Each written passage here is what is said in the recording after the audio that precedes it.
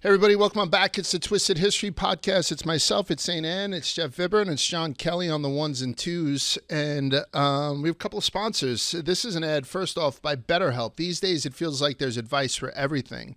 Cold plunges, gratitude journals, screen detoxes. But how do you know what actually works for you? With the internet and information overload about mental health and wellness, it can be a struggle to know what's true and what actions to take these days. Using trusted resources and talking to live therapists can get you personalized recommendations and help you break through the noise. We're a big fan of therapy on this podcast.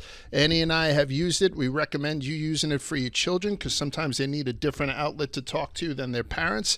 And I think that BetterHelp is probably the best way to do that. With over 30,000 therapists, BetterHelp is the world's largest online therapy platform, having served over 5 million people globally, and it works. With an App Store rating of 4.9 out of 5 based on over 1.7 million client reviews.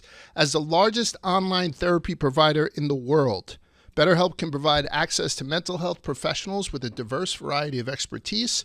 Talk it out with BetterHelp.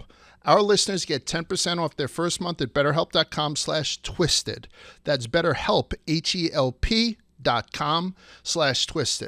And this podcast is also sponsored by our old friends at Simply Safe. What does feeling safe at home really mean to you? For a long time, I thought it was enough to have good locks and maybe an alarm that would, make a lot of noise if someone actually broke in. But true security takes more. A system that works to prevent that break-in, that violation of your space from ever happening in the first place. A good example is these kids that cut through our yard to go to school every day. We didn't know who the hell was doing it. Then all of a sudden they show up on Simply Safe. I was going to call a cop on them. Right. It's just these kids kind of going by. I can't get mad at them. No. You know what I mean? But I threw down some weed killer just to screw around with their Shortcuts shoes. in the McCarthy's yard. Yeah. Most security systems only take action after someone breaks in. That's too late. Simply Safe's new Active Guard outdoor protection helps stop break-ins before they happen. AI-powered cameras and live monitoring agents detect suspicious activity around your property. So if someone's lurking, agents talk to them in real time, turn on spotlights, and then call the police, proactively deterring crime before it even starts.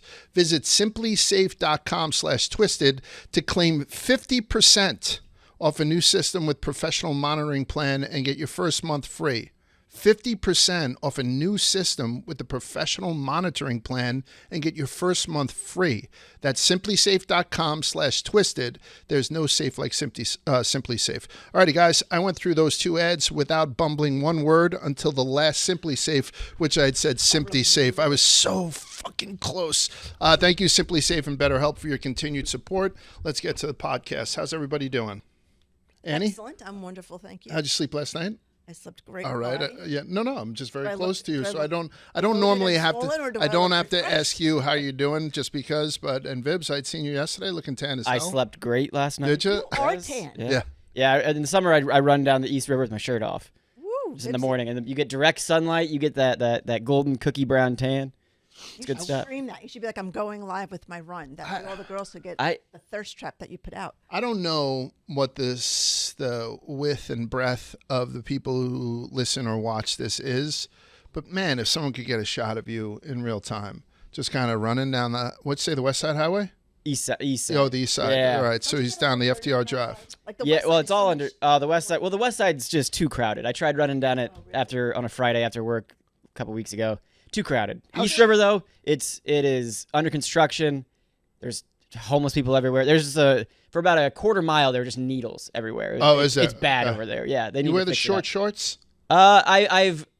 Ones Ones with the cuts. I've increased the length of my shorts over the years. As I got a little older, I was like, all right, I can't be wearing these short shorts. Classic Vibsy had the short shorts, and they were the ones that kind of folded over each other, right? Like Yeah, it's sort of like this part was like a skirt, Yep. almost, right? Yep. Yeah. The little split in there, like you just said. Yeah, Right. they were very short. Were you an Umbros guy for a while? No, More never. soccer, right? Yeah, those are more soccer. Yeah. I was an Adidas and then a Nike guy, which is very basic brands. Short wise or shoes? Like what's your Shoes, choice? clothing wise, whatever I got. So we're doing a twisted history this week of Vibsy running. And then we're going to just keep going I- over everything, yeah, right? You should do it the way Jenks does his every morning workout. See, Just do your running. It's awesome. When I go to the gym and when I'm Why are running, you more like Jenks? yeah, no, there's I got some demons that I'm angry. Like I'm you're going not to fun? do some. Yeah. I'm not having fun. I think people Like- would like that, right? Yeah. Like when I see people there, like with their buddy, dapping him up and having fun. I'm like, how are you? Like I'm calling like, you fucking pussy. Let's go. Come on. Really? Angry Yeah, man. I'm angry. Like I'm there for a reason to exercise those demons. You go from that right into the arguing in the shower, and then you win the shower argument. Oh yeah. And And then then he I puts come the here and I'm like, finesse hey everybody, I got it out of my system. I And then he exercise. gets in the shower and he's like the finessing it up. And Oh yeah. The hair's. I've seen you in like athletic. You spit a piece of potato chip. Athletic competitions somewhere along the line, and you're extremely competitive. Right? I think I've seen you snap a couple of times on things like where you like outside of the. It's also a bit. It's also a little bit. Of I do. Yeah. But I think it's not sometimes. Like I've seen Ken Jack snap once on somebody, and I was like, "Ooh, there's Yeah. there's That's Ken the Jack real. snapper. Yeah. The realness. You know underneath. what I mean? I'm Yeah. competitive. I'm much more competitive than Oh you yeah, are. fuck yeah! I don't give a shit about anything anymore. Yeah. It doesn't matter what it is. Like I just want to win. I just. Slapjack is the worst. Do you ever play slapjack with the cards? You flip them over. No. And oh yeah. When I'll go play spike ball on the beach with some friends on the weekends, and I'm always partners with my friend Kenzie, and she's not the best, Right. but I yell at her as a bit, but it is a little bit like, Right. Come on, do you not care about the team? Like, what are we Starts doing? as a yeah. bit. You're not Yeah, going to yeah. die for that? Like, why do we? Give you a little whip every time she's back.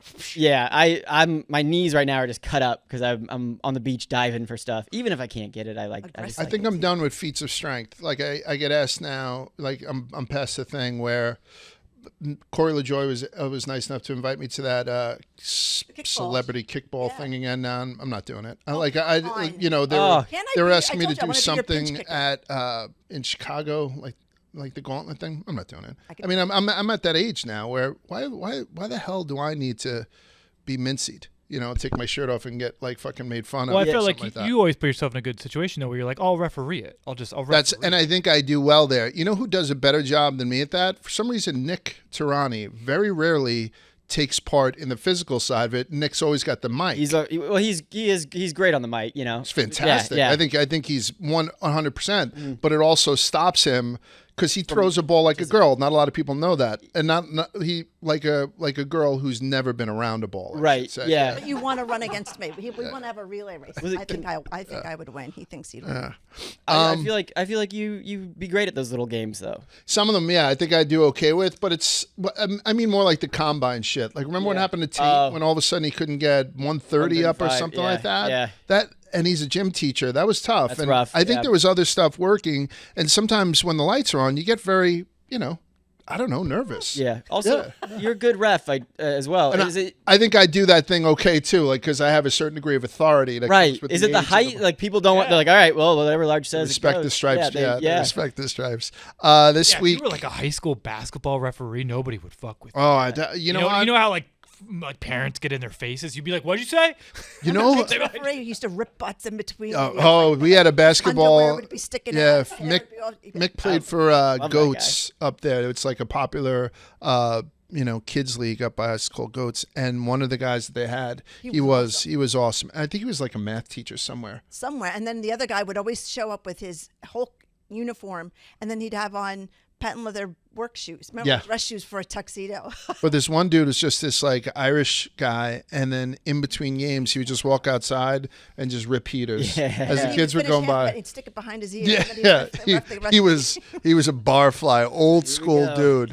And then there was one guy. All of a sudden, like the ball got stuck up, and all the kids like, "What do we do?" And he went up and like almost dunked, like with the way that he took it off, and kids were like, "Wow, like, I could do that." It was fun. I miss those days. They were good. I feel like to be a ref, you either have to go fully shaved bald or just have the most hair gel of anyone in the world. You got to slick it back. Like there's never been a guy that just has like a good flow and is just like out there running. I don't know. We were thinking about what we were doing this episode on, decided to do it on WAGs. So this is the twisted history of WAGs. I think it's a universally recognized acronym, right? For the most part, I think people know what it is. I don't find it offensive. Like I was talking Why with. would it be offensive? Well, that's the whole thing. People find offense in just about everything nowadays. So if you are one of those people that do find offense in the word wags, just turn it off, right? I just don't want you. Well, I almost kind of, not to get to it too early, but that's sort of what I was getting at. It was more of the contextualization of it, though. Like, I think they started writing articles, like, I don't know, 2010 on, where they would just refer to, people as the wives and girlfriends Yeah. of somebody else. So then after a while, it was like after blog, it was like, who are we talking about? You Yeah. know, like they do, because after it's like when celebrities date, like Bennifer, it's like you get both the names. Right.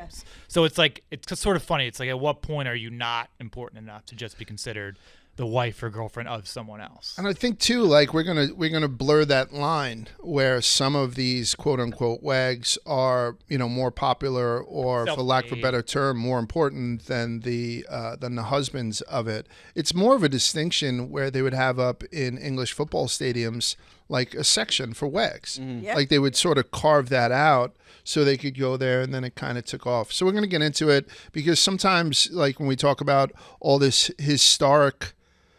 historical figures, 90% of the people we talk about, particularly on this podcast, are probably male. And I always wonder, who they go home to, right? And in movies, for the they most always part. have fun with them. Like whenever somebody passes away and they have like a funeral scene, they always have like a section for the wives and girlfriends. And a lot of the wives have been replaced with new wives. Yeah. So like the old wife is like walking around and they don't know where to go. So they have like a retired corral of Yeah. old wives. Yeah. They So have the old wife section. So we're gonna twist, because Twisted History will twist the definition of what a wag is, just as a wife and a girlfriend, not necessarily for an athlete or a celebrity, but we'll use it for stuff like presidents and serial killers and Nazis. I mean, basically that'll be the gist of the show. So what is a wag? As soon as I looked it up just to get the official definition, it winds up wag is an adorable name, I think, of an online dog walking service, because they're talking about the tail. Yeah. That's a great name to Wasn't put that Wags in. on the Incredible. Wiggles too? Wasn't that the name? Wags was the dog on the Wiggles. Wags the dog. Yeah. Oh, shit, yeah. Gonna start crying because all the kids are back at school. And Yeah. it's all nostalgic. So we're not talking about the Wiggles. We're not talking about an online dog walking service, but I love WAG as a service. So that's kind of a free shout out. Yeah, You yeah. know what I mean? Go check them out.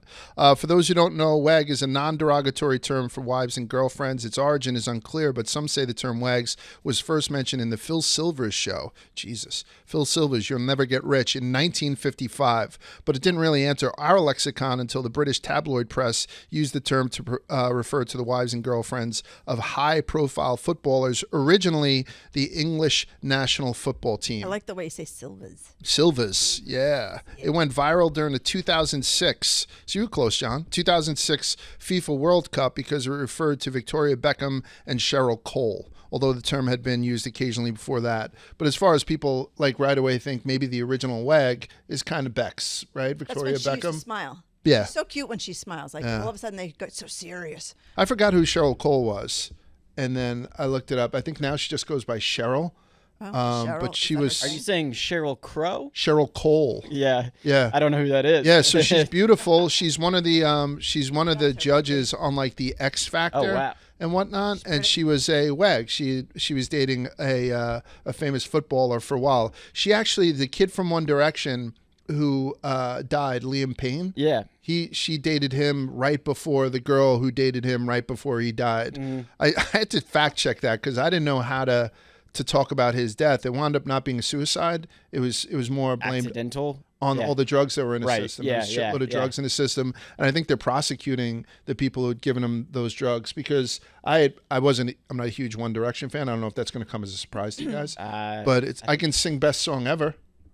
Right, that's one of their songs, correct? In You the don't have, car, hey, very loud. just let it out, brother. You Wanna don't go? have to deny No, it. I'm not. You're a I'm fan. too shy. I You're said a no fan. more feats of strength, fucking Vibsy. Stop We pressuring had the 3-parter of We Didn't Start the Fire. And I know you like to me. sing. Yeah. I listened to that in the car. Richard for a Nixon long back time. again. So she was one of the original WAGs in modern times alongside Victoria Beckham, and now it's been used to describe women like Lala, Carmelo Oh, yeah. Anthony's Yep. wife, Giselle. TV disc jockey or whatever. Yeah, Giselle is a WAG, right? Oh, yeah. Or at least she was.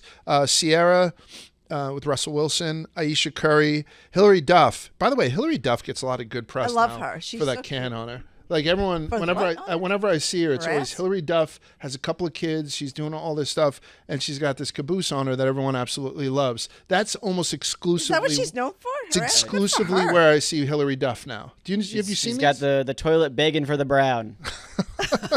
Jesus Christ. I think like it's on limits though because she's aging better than some of her compadres her, from yeah. that era. Is she like a As a Lindsay child, Lohan? which I think she's doing better than her probably. she's married to like a at hockey this player, age. right? Yes, that's why she's a wag. Yeah. Yeah. I think she's I don't think she had drug. I don't think she had drug. No, I problems. don't think No. her and Yeah. her sister. They Hillary were Duff's both crushing it. That's like the bar. Well, they had I think so. You're a kid's Duff? child star. You better not No, be on she was drugs. the Hillary Duff show. She had her own, yeah. She was big. Or no, not Hillary Duff. Lizzie McGuire. Sorry. Lizzie McGuire. Yeah. But what was the Right. one where they had the dog, the little, what was that called? I'm not What was that familiar show with called? her stuff. I got to look now. Xenon. I was thinking that too. Yeah. Her Xena the and her Warrior sister. Princess? No. Oh, shit. This is Disney stuff. Oh, okay. I was going right to Disney original movies. I was going right for the sapphic Safe House. softcore porn. For that one. Double Safe Team, House. Luck of the Irish. You'd love Luck of the Irish. Oh my God. I've I never heard of remember any of that. these. Yeah. I He doesn't used know to any of watch these. that. Oh, Saints Parsarvis. It's actually Yes, really funny yes. that he doesn't know anything. Yeah. It makes a ton of sense. I don't know anything. Yeah. I'm a history guy. Yeah. You'd like like I said, Luck of the Irish. That's I a- always think of yeah. Rachel McAdams when you talk about, but remember that movie? Yeah, that was Game with Night? Harrison Ford. No, with the, Game Night when he's like, I knew you weren't. She's like, I'm not good at this. This isn't my thing. He's like, I know, not with an. She's like, I don't have kids, and he's like, I know. She's like, how do you know? He's like, I looked at your ass. She's like, oh, thank you. Yeah. But she actually has a scene in a movie. I think Harrison Ford was in the movie, and Rachel McAdams. They do a close up on her ass too, and she's sitting on dubs. Rachel McAdams sneakily has cheeks for weeks. So Well, yeah. So they give loved that it in that give that a movie. poke on both on your little internet search when the kids aren't around. Hillary Duff's ass and Rachel McAdams' ass. I've written about them. Dallas I think Bryce both. Howard, sneaky one there. Yeah. Oh, They really? CGI it out of Jurassic Park. Yeah. I'm not. By the way, I started this podcast her saying, listen, we're going to do the Twisted History of Wags, but it's not going to be something that's derogatory or demeaning towards women. Look at her ass. And then I go She's right to Rachel McAdams and Hillary Duff's ass. Well, it is funny because this is what I meant by like the tabloids. They're not the nicest people. So like No. when they refer to the wives and girlfriends, it's not like they have a good history of writing nice things about them. Yeah. So. But even like the headline for Twisted History of Wags, like, you know how we just kind of put up random shots of who we talk about or who we don't? yeah. There's so many fucking good ones that you could just kind of pop up there. And a couple of ugly ones too, a la Eleanor Roosevelt. I'll probably go with the pretty ones. Yeah, probably. There are variations on the term. One of the ones is terrible. Wimbledon has W-wags, wags, Wimbledon wives and girlfriends. Doesn't make any sense to put another W in front of a W, but that's what they do. I do like golf, because golf, they have the Ryder Cup women travel with them, and so they call them WABs for wives and birdies. Oh, that's cute. Because in England, hey, that bird is a fine little bird. You Yeah. know what I Oh, mean? You and your friend. What's you his could name? Joe argue- Gray. Joey Gray. The golf wags probably have the highest stature in terms of like I'd go, yeah, respect, yeah. if you will. And you know what it Just 'cause is? there's- They're the moms. They're integral to the broadcast. Yes. Meaning when you win, it's like the immediate shot of the baby in the wag. Yeah. And they usually like coordinate their outfits because the men sort of have They know they're that gonna whole be on thing. TV. Yeah. Do they have one for baby mama?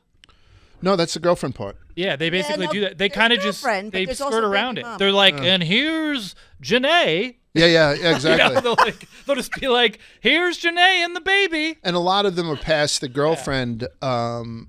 part of their lives. So these wags or these wabs, wives and birdies, sort of have a little bit more regularity on the golf side. You know what I Occasionally, mean? golfers do have squeakier, cleanier. Occasionally, Yeah. outside of Tiger, but Yeah. Do they have a hab section? No, I mean, they do. Yeah, I'm going to get to it. In July 2006, The Sun carried an article on the rags, royals and girlfriends. It's perfect for the royal family, right? You know, I like that because I hate the royals. So I love when they call them rags because that has like a demeaning type That does, thing. yeah. So it introduced, term introduced for young female members of the British royal family, including Kate Middleton. Then there's a traditional Scottish sport of shinty. I've never heard of shinty. I had to look it up. It's very similar to hurling. And they developed the terminology swags, referring to the wives and partners of shinty players. I like swags. I'd rather be a swag than a hag. Swag. Right? You know, Swag, or a baby. rag. Yeah. And then there was a dispute between the British media personalities I want to be a birdie. who are both wags. This girl, Rebecca Vardy, who is Jamie Vardy's, a footballer's girlfriend, and Colleen Rooney, who legendary Wayne Rooney was his wife. Rebecca might have been married to Jamie at the time. But anyway, these were two very popular wags over the pond in England. And it culminated in a 2022 libel case between these two young ladies, these two wags, that reached the English High Court. The case turned into like this whodunit with multiple private investigators getting involved, stuff being leaked to the media all the time. So you know how they, Watergate gets a name and this gets a name and all that? Over there, they called that little thing Wagatha Christie because it turned into like a mystery between two wags. I kind of like that too. Yeah. love that. So Wagatha Christie. Then my favorite, there's a term for any type of female celebrity with a male friend. So this is that turning around, and it's called chaps. Chaps is going to be celebrity husbands and partners. Right? Bad for chaps. Yeah, very bad for chaps. Guy chaps. Yeah, or So for you the can't be cowboy boyfriend. thing. It has to be a partner. I guess because chabs doesn't sound as easy as chaps. I was a chap on a business trip once. Annie had worked for Robertson Stevens on the floor of the New York Stock Exchange. And there was a girl that she worked for. I think her name was Maureen McCarthy at the time. And Maureen was a pistol, right? She was awesome. So she gave us all like $2,000. She was like, all right, I took everybody and then our spouses, and then she gave us all money. I'll go gamble, have fun. Yeah, so she was like, I'm taking the whole Frank Sinatra trading stuff right there. Yeah. 99. She was like, I'm taking the whole trading floor to Vegas. So everybody from the trading floor, and I don't know, there must have been about 10 people in the operation, were all sent to Vegas, and they were allowed to bring along a wag. And so all the people who worked on the floor at the time were male, except for Annie, for Robinson Stevens. It's a West Coast tech shop. And they used to be, for my dad's company, they used to be our customer. So I worked for their customer. So when he worked for my dad, he was friends with all of them. Yeah. So it worked. He was like, oh, this is awesome. So when everyone like gets off the plane, it was sort of like, I felt like a real wag because they had to have like a meeting while they're in Vegas, and then all the wives were given like a spa day.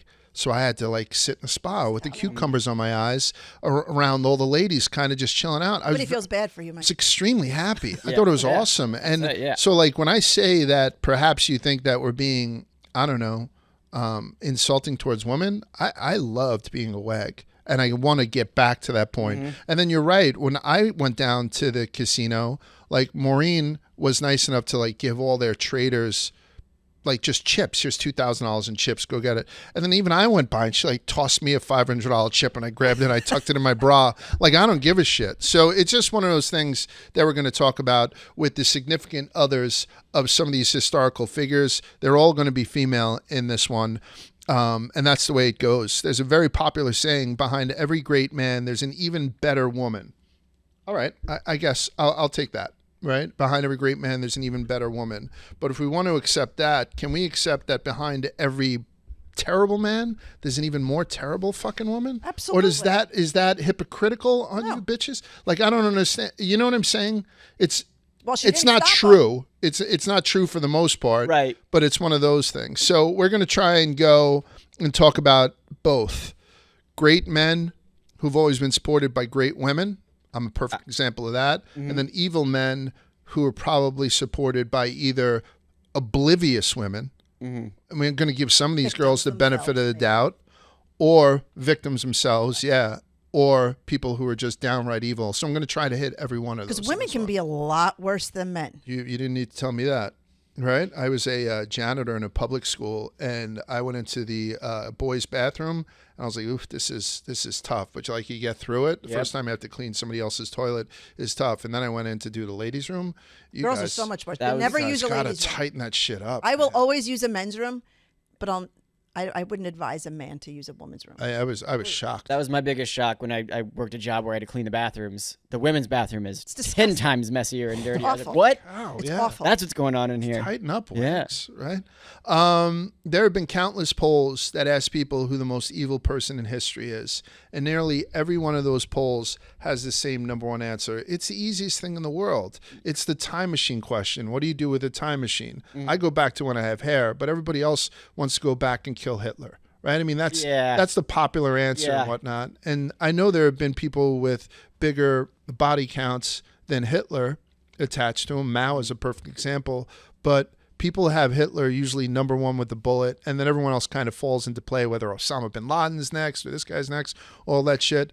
But it's Hitler. So this man who needs no introduction, Adolf Hitler, had a relatively famous girlfriend and a wife for just a couple of hours, and her name was Eva Braun. I know people have familiarity with Eva Braun. I don't know how much familiarity they have with her, so we're going to talk about her for a little bit, right? Sure. The name is it like sticks, but yeah, it's a cool name. history, I don't know if it does. I used to think about her daily because I used to use a Braun razor. Like, you know what I mean? Like, instead of a Norelco, and every time I kind of see Braun, You're so old. I don't know, like, I'd inadvertently think of Eva Braun. That makes sense. Like, hand me the Eva. Like, all of a sudden, I'm a Cockney guy. I can't just refer to it as Braun. You know what I mean? Boxers. Yeah, yeah. Hand me my blue blazer. That's Razor. I don't know why the fuck they do that, to be honest with you. Eva Braun was born in Munich in 1912, and at the age of 17, she was employed by the Nazi Party's official photographer. His name was Heinrich Hoffmann. She was initially just a shop assistant, but she learned to use the camera. She learned to develop film. And in 1929, she met a guy who went by the alias Airwolf. Airwolf at Hoffman's studio. And Airwolf was one of Hitler's aliases. I think Adolf itself might translate to the wolf. I believe it. Yeah, to the wolf. And I don't. Kind of cool. it is a fucking cool thing when you fairness, think about it. We're talking about all the other Adolfs, right? There was a popular Correct. name. Yeah. How do you think those guys I think felt? I They just- were like, he's the one who sucks. Yeah, I think like, Indiana basketball just recruited a guy named like Adolf, and I was like, oh, that's kind of Trying to bring it back. it's a cool fucking name. Is it too soon? Well, I mean, the guy from Adidas, wasn't that his name? Was that his name? Adi Dassler? Yeah. Yeah, like I don't think like Dolph Lundgren. I don't know if that's a shortening of is he really Adolf Lundgren. I have no right. idea. You could go by Dolph. That's pretty cool. Dolph is too. cool Dolph's too. sick. If you were just like, nah, I'm Dolph. Like, Right? I Yeah. don't- And then you're like, hey everybody, and right before you do a cannibal, I'm the dolphin. Like Yeah. I think And then there's they a see lot your of license stuff. one day, and they're like, you're Adolf. Yeah, exactly. Yeah. How tall is he? This tall?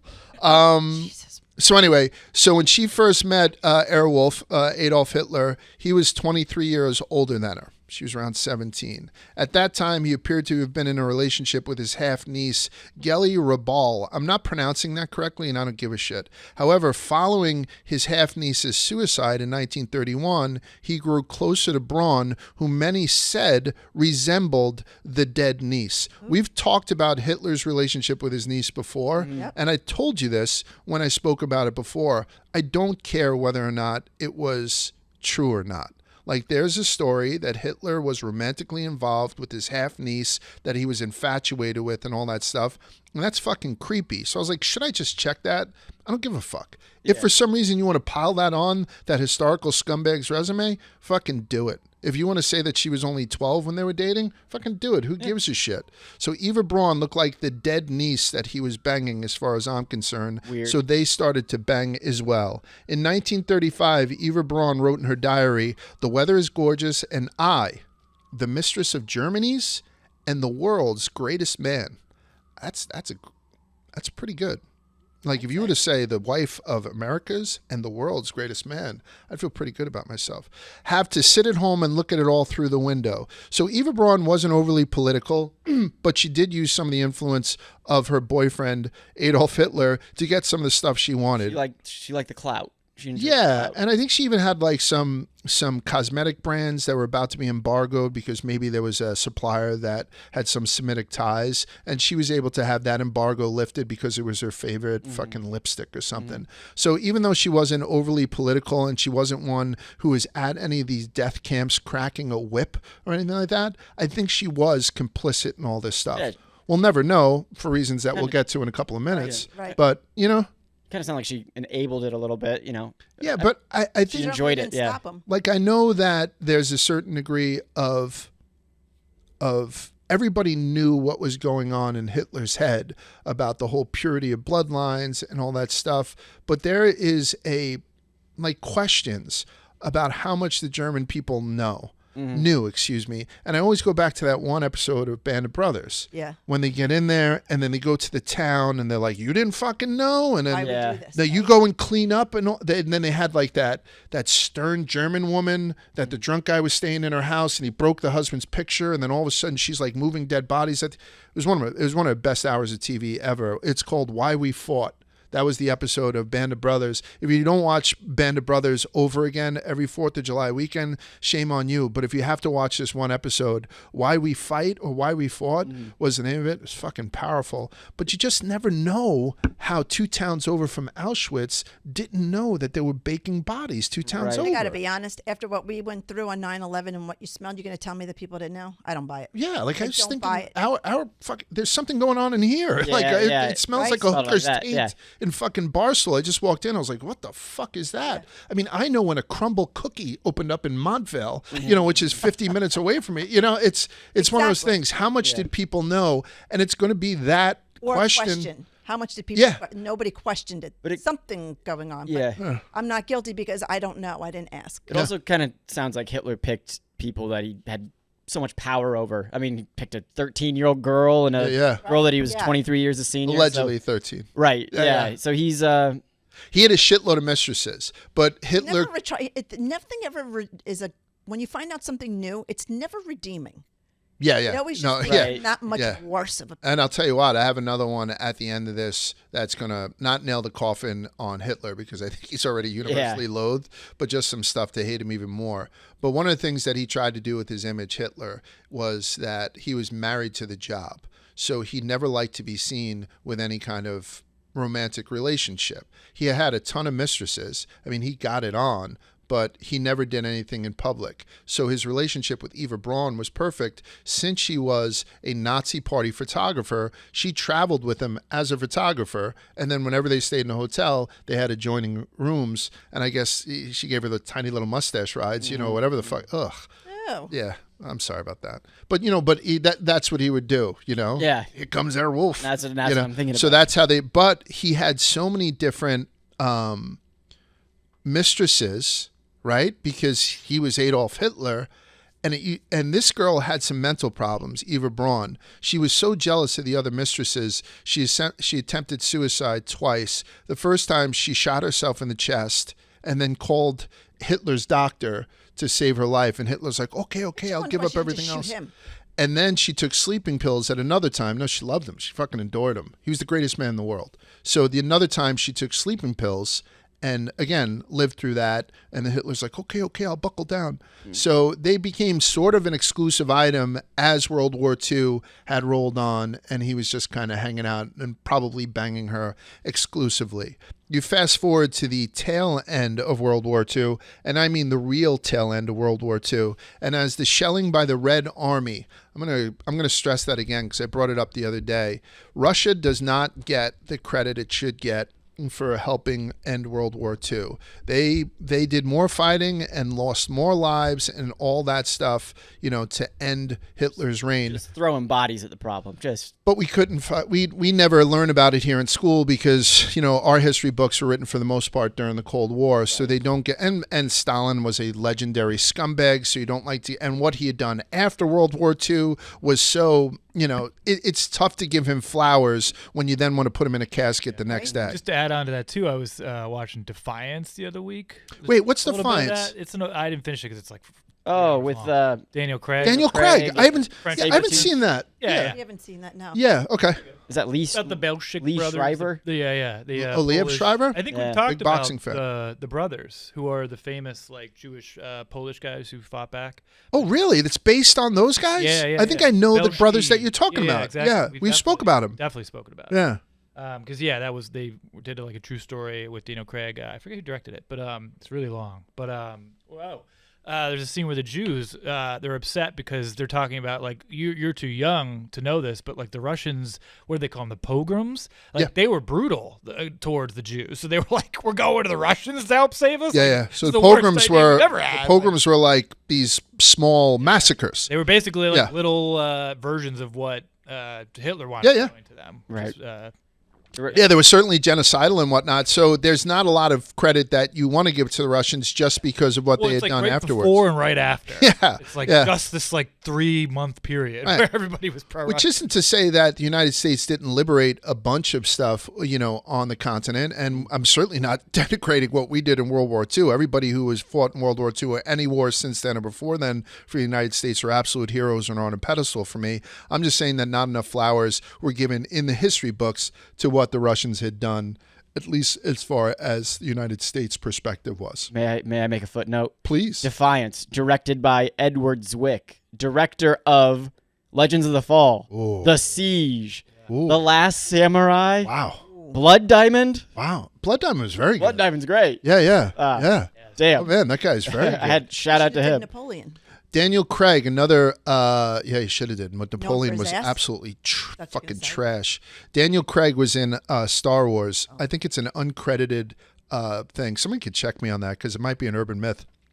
Daniel Craig was a stormtrooper, and the only way that you know it's him is that his number, the stormtroopers have those numbers that are embossed into the white. His was 007.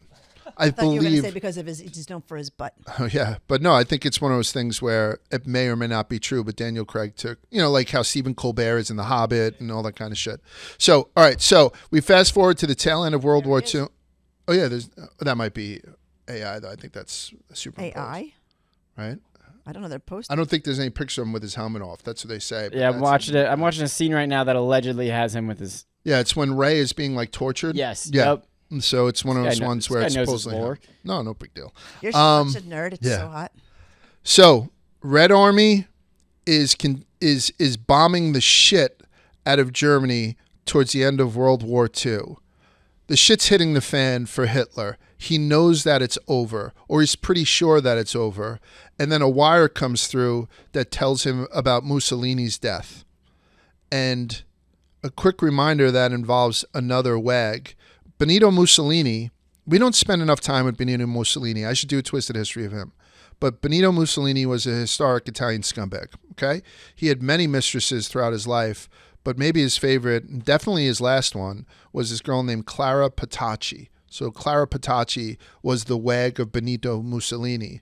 Towards the end of the war, Benito and Clara were trying to escape Italy, and they're trying to get to Spain. Because Spain was neutral. That's why they called it Spanish flu, right? Because, right? Well, yeah, Hitler supported them in their civil war in the 30s. I forget what the dictator's name is of Spain. Oh, that's a good poll. I didn't know that. Yeah, Spain was out of the war because I think Franco? Franco. Yeah. Yep. So Benito and Clara Petacci, his wag, are trying to get the hell out of Dodge and get to the safety of Spain. But they get caught by somebody who says, that's Mussolini, right? They honestly, I think they got caught in a faces truck. everywhere. Yeah. Yeah. So they were caught on, so listen to this, April 27th, 1945. So this is the year that the war ends. April 27, 1945. And him and Clara were shot the next day on April 28th. Their bodies, along with the bodies of other executed fascists, were loaded into a van and driven south to Milan, where their corpses, after being kicked and spat upon, were hung upside down from the roof of a gas station and then stoned, the dead bodies were stoned from below by civilians for good measure. And I put this photo in there. It's crazy that this photo exists. Like some cartel stuff. And it's crazy how they make her skirt not go above her knee, right? Like Yeah. it is. You can see clearly who Clara is. Yeah. Mussolini is the gentleman who's hanging upside down to her left. Yeah. And you can see the bruises on their dead bodies I know, as look they at the gash in his shit. and the way these people are casually walking underneath these strung up, dead and beaten fucking people.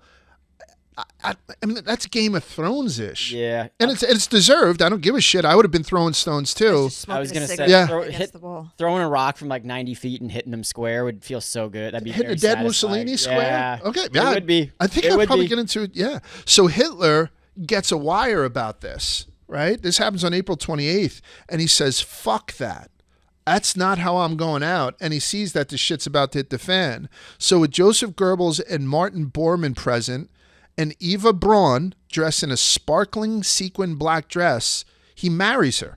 He marries her after midnight on what would now be April 29th. Mm-hmm. He marries her right after midnight. She gets married to a devout Christian like that in a black dress. Make me the happiest man in the world and be my wife. Whatever. So they do it inside the Führer bunker. So this ceremony, suicide pact, took place inside the Führer bunker after midnight, so on April 29th, 1945. Wait, why would they do that? What? Why would they do that so formally? I think one of the things that he wanted to do was make her an honest woman before they died, because they had breakfast afterwards. God? Before they died. No, I know, but I don't know. I mean, Wasn't you know, he a trying to Christian? get inside the mind of Adolf Hitler, or Well, maybe it's just the only something thing that she I was always curious wanted. about was, were they thinking if she survived somehow and he was dead, that she would have some sort of like, I mean, No, I'm thinking afterlife. I think thought I there think was an it's afterlife. yeah. know I, them as together. spirits. I think, got to be honest, like the way that he had set this up was, so he shot himself, and she Yeah. took a cyanide tablet, Right. right? He didn't shoot her or anything, and then the bodies were burned in the like he had instructions to burn their bodies outside in the courtyard in the chancellery. So I think it was one of those things too, John, where maybe to convince this girl you're dating to take the cyanide pill, be like, and by the way, sweetheart, we'll get married first, Right. and then we'll be together in the afterlife. Like maybe there was something like that, but I don't know the I like ins how and you outs. took me through the mind a little. I appreciate that. Like, see, Yeah, I got in the mind of Hitler Yeah. from a No, you're romantic right. It's not a fun standpoint. place to be. No, yeah. Also, I think you know, things are so dark, and you know things are going to be awful, so it's like a morale booster. Like, Yes, hey, let's have maybe. a wedding. Yeah. Let's everything's Right. normal. Everything's It's almost fine. like Let's- in I Lack. was about to say, or like, yeah, they're just Yeah. yeah. batshit Here's your Yeah. cake and here's a Yeah. pill. Right. A modest wedding breakfast was held and the marriage certificate was signed. With a little practice in using her new name, Eva Braun actually signed her wedding certificate Eva B, and crossed out the B and wrote Hitler. You know how you keep writing 20? just been It's like drunk, it's too. like writing 2024 on your checks. Like, you know what I mean? I was going to signed say the fucking Eva the Braun. I was like, that's even better. something like that. Yeah. Around 3 p.m. that next day, so this is the next day, a gunshot rang out through the bunker, and when the staff entered, they found the bodies of Hitler and Braun lifeless. Rather than be captured by the Red Army, Hitler had shot himself through the temple, and Braun had taken a cyanide pill. The bodies were carried outside, placed in a shell hole, and burnt. The note they left behind read, "We, the undersigned, have chosen death instead of disgrace of surrender." It's a very Japanese thing to say. Right? Japanese did not like surrender as well. Well, neither did Stalin over in the Russian side. And the news of their wedding suicide, when it was released, people were actually more upset about Hitler's dog, his dag.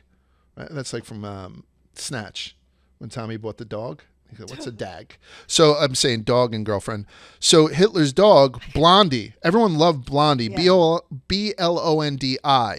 He Whatever. was always photographed with it. It was his German Right. Shepherd, obviously, was also killed by Hitler's order. And that's what pissed people off more so than him. Always. The Soviet troops discovered Blondie's body in the Reich Chancellery Garden near where Hitler and Eva were burned. Erna Flegel, who worked close to Hitler in the Reich Chancellery, stated in 2005 that Blondie's death had affected the people in the bunker more than Eva Braun's suicide. So people liked the dag more than they liked his wag. How'd he do it? How'd he kill the dog? Hitler had his SS doctor poison Blondie in the Berlin bunker again on April 29th, just before the doctor committed suicide.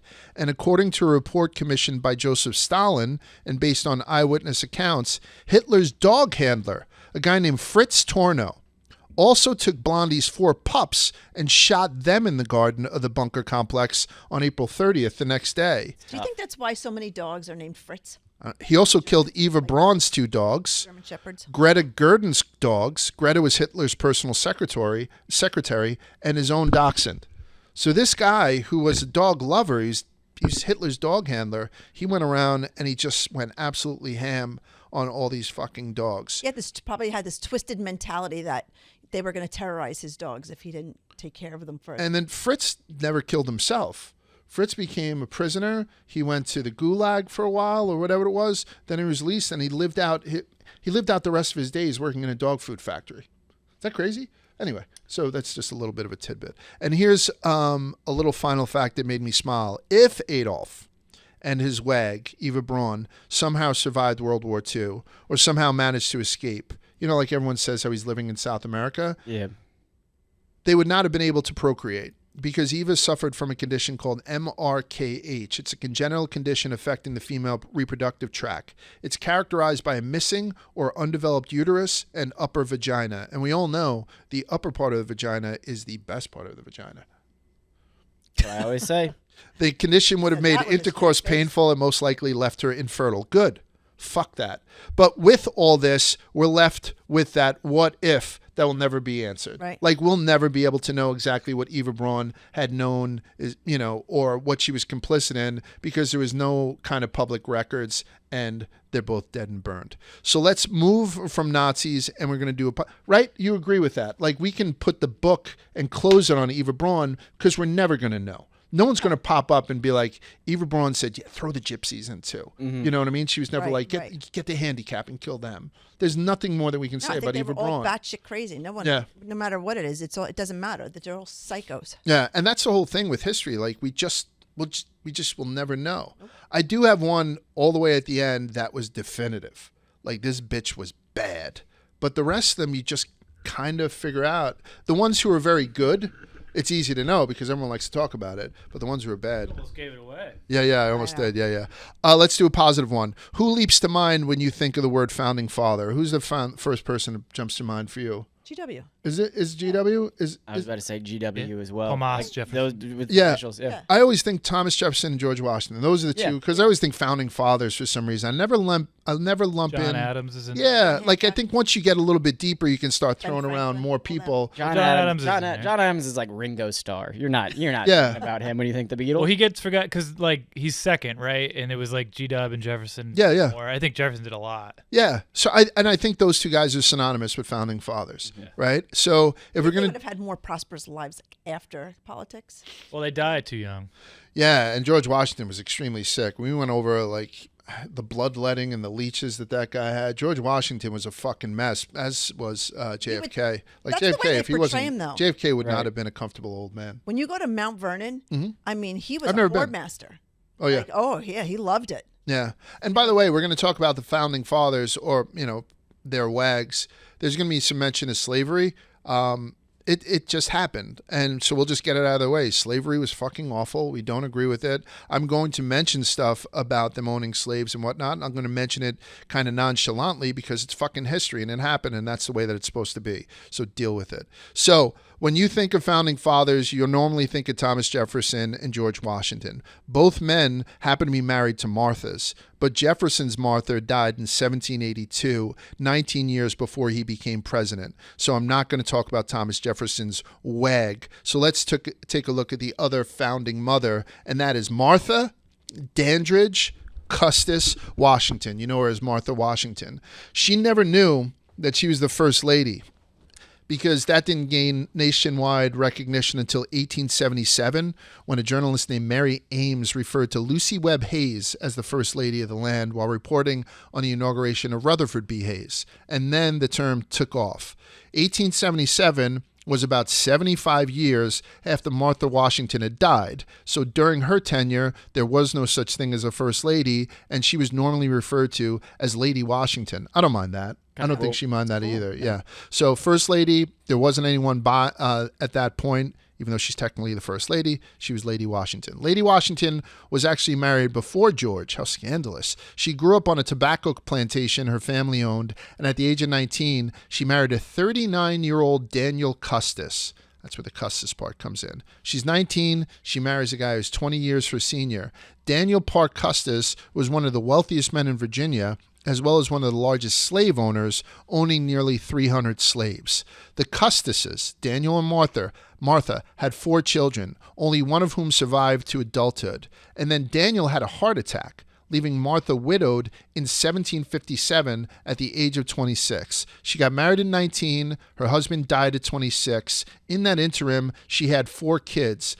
2 of them died very young. One of them died right before she reached adulthood, and one of them died as an adult, right? So she's 26, widowed, inherited a huge estate. Yeah. Martha Custis, about to be Washington, was a very wealthy woman, and she had a couple of kids in tow. She married George in 1759, 2 years afterwards. Yeah, moved to his plantation in Mount Vernon, and at the time of their wedding, she was one of the wealthiest widows in the 13 colonies. And this was 30 years before Washington would become president. I like to put that into perspective, too. Yeah. You know, like Thomas Jefferson lost his wife only almost 20 years before he became president. Martha bought the cow with George before she knew that she was going to be marrying a president by 30 years. Yeah. Right? And a lot of stuff happened in 30 years, mainly the fucking Revolutionary War. Right. But it's one of those things where she didn't know what she had. You know, I ain't saying she's a gold digger. She knew what she had. She boy. made him the man Yeah. he was. Legend has it that he didn't want the presidency, right? It was like No, yeah. and you know who wanted it even less was her. Yeah, so it was one of those things. So this was 30 years before he would become president, and this time they're about the same age when they got hitched. I think they were both around the age of 27. Much like the Hitlers, the Washingtons were unable to conceive any children of their own. I believe that's George's fault because George was a physical mess. So George became stepfather to her kids. So did anyone know that before we came in, that Hitler and George Washington were unable to have kids? I went to Mount Vernon and they talk about they it, do? but they Okay. also said that some people believe that he didn't want children with her because she had children already. Okay. She didn't want more kids. Okay. And that because he knocked up a couple slaves. Whether or not that's true or not, I don't know. But that's one of the one of the scandalous things they talk about. He had any ties to kids? I thought everyone else did. I think so. He raised two of her children as her stepchildren. Yeah. Oh yeah, I think Thomas Jefferson had a bunch of Yeah. bastards. He had a Like bunch. he was. I know, but I'm saying when he you was go to fucking Mount a lot of Vernon, they slaves. talk about it. Though. Yeah. There was always like they Yeah. used to run around with a lot of like there was one in They got the particular- dirt. What? They got the dirt. They got on the him. dirt. Yeah. They got the dirt. It's a They're like, beautiful. we got the journals. Martha became a symbol of the American Revolution after George was appointed commander-in-chief of the Continental Army. During the war, she played a maternal role, visiting encampments when the fighting stalled each winter. And that's So not me shitting on him. That's not me No, I spreading hear you. I rumors don't give about a shit. GW. I'm Yeah. a fan. I'm just I saying. think it's one of those things too. Like when your husband is the commander-in-chief of the Continental Army, and you show up when like in those in-between times, she started like sewing circles and stuff like that. So a lot of wives of generals and higher-ranking officers would come in, and they would like repair uniforms, like do that kind of Yeah. stuff. So she was there, and like they said, a maternal type of I love that. presence. I kind of like that. I do. I like that. A maternal role. After the war ended in 1783, she was like, fuck it. And she sought to retire at Mount Vernon, but returned to public life reluctantly when her husband, became the first president of the United States in 1789. Right? 1789. Just put a pin in that. Was she the first to decorate the White House? No, the White House construction was not completed until the year 1800. Washington's term ended in 1797, and then he died in 1799. So George Washington never saw a fucking White House, much less lived in it. His successor and former VP, John Adams, was the first to live there, and George was the only U.S. president to have never occupied the White House, so his wife had nothing to do with it. They split time between New York, sometime in Philadelphia, and Mount Vernon. And here's the most interesting thing about Martha. Nothing really. There's not a ton to say about Martha Washington. I was expecting that she was going to have some sort of, samurai sword, something. Give me something. But there's not a lot to say. What she did, you just aren't allowed to know it. Yeah, I guess. The Siena Research Institute. The Siena Research Institute is the foremost one for ranking presidents and first ladies. They do so after every term is up, so they're constantly rejiggering their rankings. And in general, Martha Washington is usually 9, 10, or 11 out of the 46. So she's considered a good first lady, but when you're around 10 or 11, there's not a ton to talk about with this shit. Right. You know what I mean? So I'm trying to find Like something. the Kirk Cousins of presidents. Yeah, like, you know what I mean? She did a fine enough job. She could even be the Tim Duncan. I don't know, but there's not a ton to talk about. He has big feet, or it could have been a swimmer. So what about the other first ladies? What about the other first wags for all intents and purposes? I'm not going to go through a ton of them, but I didn't know that the one, according to the Siena Research Institute, the worst first lady of all time, and it's almost always, is Mary Todd Lincoln. Did you know Abraham Lincoln's wife is considered the worst first lady of all time? Yeah. Do they take it? Is it with an asterisk? Because wasn't she considered? Didn't she have a disease of sorts? Like Yeah, a so mental, a mental Yeah. illness or something like Bipolar. that. People don't give a fuck. But, Listen, we try to pull away some of the noise of the recency. People don't give a fuck. Yeah. We try to pull away some of the noise and recency bias if somebody's like, Jill Biden was a cunt. Like, I don't, you know what I mean? Like, you try to pull away with that. Melania Trump's the worst thing that ever happened to this fucking country. And she's not that good looking. Bullshit. She smoke. So it's one of those things, if you pull that away, the consistent one that's ranked in and around the bottom is Mary Todd Lincoln. And Mary Todd Lincoln would struggle with severe mental illness her entire life. She's probably fun. Many historians believe that her rapid mood swings, and this was the big thing, impulsive spending. She was a She's spender. probably fun. And frequent public outbursts were indicative of bipolar disorder. Yeah, that Right. sounds a lot That's like- right. Undiagnosed, obviously, because this was the late Yeah. 1860s. This was the 1860s, right? Yeah, Abraham Lincoln. So this is the 1860s. Let's talk about that spending, because I love it. As First Lady, Mary Todd became obsessed with redecorating the White House to a near compulsive extent. She repeatedly redecorated the entire building and purchased so much fine china that Congress had to pass 2 different appropriations to cover it. China. I wonder if she had some OCD tendencies that got worse later. It's got to be, Probably. right? Yeah. Which means she bought so many plates that the United States Congress had to address it twice. You go down in Washington, you go through the museum, and they had like the China room, and they had it like they're like, if you want to see her other collections. Yeah. Oh, yeah. That was cool. That was a cool thing when Yeah. they had all the They First had, Lady's China like, stuff. Doge going after her, like Yeah, yeah. reckless spending. But even like you pull it back every now and again, Annie's like, listen, stop. Because I'll keep getting stuff from Amazon and a TikTok shop. And I see she's that like, you're how having many... it delivered here now, so that I don't see it. Yeah, like so it's one of I'm Mary Todd Lincoln, right? Like I'm a wag. She outside of all the Amazon packages on the White House doorstep every day. After Lincoln's assassination, Mary became fixated with the idea of that her surviving son Robert was falling deathly ill. When she lost her husband, she was so afraid of her son dying that she became a hypochondriac, constantly like calling in doctors and stuff when the kid was fine. She once claimed that she had on a single train ride been poisoned and that her pocketbook was snatched by a wandering Jew. She could have also been. Whoa, She could Mary. have also been us. Which, by the way, is one of my favorite Jews. Just wandering Jews. Quote that just made it that far, and it like That's it's a amazing. quote. The quotes that Yeah. How's that for a quote? just gets That's great. Yeah. stay. who, you know, who stole your pocketbook? like nobody thought to erase yeah, that. yeah. Who stole your pocketbook? I believe it was a wandering Jew. Ah, yes, of course. Yeah. She would walk around with $56,000 in government bonds sewn into her petticoats, just in case something. Oh, yes, the wandering Jew. Yes, Yeah. Yeah. I could just imagine what the police sketch was. the Urban It Dictionary. must have been so fucking, like, you know, just Yeah. anti-Semitic like you read about. She walked around with 56 grand in government bonds sewn into her petticoats, just in case. She bought many elaborate and colorful dresses, but she never wore them. She only wore black after Abraham Lincoln's death. She hired a spiritualist photographer to take her portrait, producing a photo that she claimed to show Lincoln's ghost behind her. I included the photo. Yeah. That's fucking Lincoln's ghost.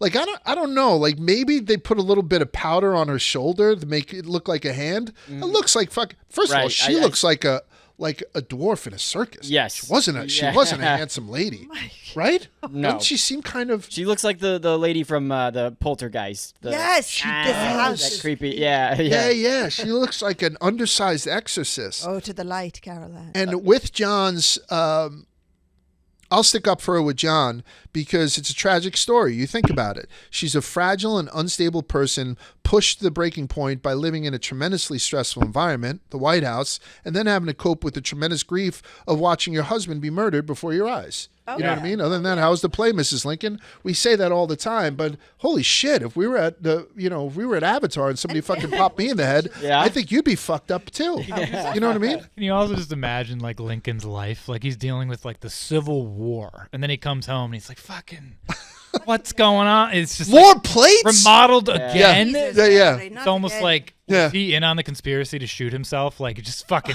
put one in me. Yeah, I'm maybe done. so. I'm Yeah, done. Yeah. Yeah. What you do today, honey? I kind of freed the slaves. How about you? Oh, man, I bought a shitload of stuff. Off got a of paper eBay. cut on a China. box. Yeah. Grace Coolidge. I'm only going to do a couple of first ladies. Grace Coolidge was considered the weirdest first lady. I loved reading all this research on it because I didn't know any of this shit. Grace Coolidge, nobody talks about her because her husband, Calvin Coolidge, wasn't a great president. He was sort of a lame duck. He said like inactivity is sometimes the best activity. People didn't like Calvin Coolidge. He's not my least favorite president. I think we all know that's Herbert Hoover. So Grace Coolidge was considered the weirdest first lady, especially since she kept a pet raccoon at the White House. Why a raccoon? After the Coolidges had brought this raccoon up from Mississippi to be eaten for Thanksgiving dinner, she changed her mind and decided to keep the thing as a pet instead. The raccoon, who would be named Rebecca, was fed a steady diet of shrimp and persimmons. It's a nice life.